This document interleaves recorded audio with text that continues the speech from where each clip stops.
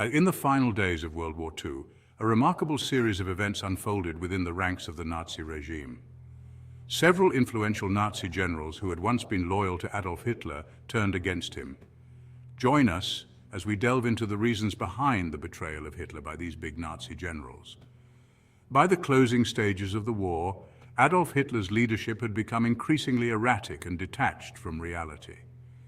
Hitler's military decisions often defied logic, and his refusal to listen to the advice of his generals resulted in costly strategic blunders. As the war took a devastating toll on Germany and its people, some high-ranking Nazi generals began questioning Hitler's competence and ability to lead them to victory.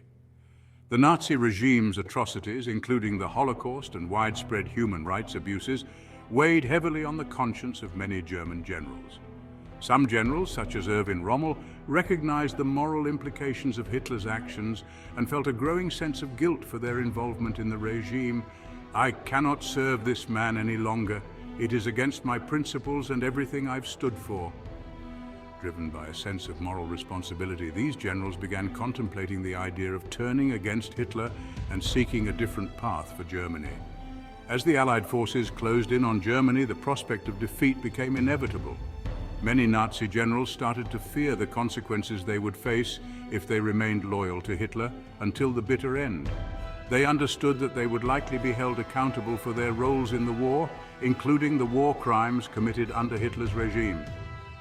To save themselves and possibly negotiate more favorable terms of surrender, these generals saw an opportunity to distance themselves from Hitler and the Nazi ideology.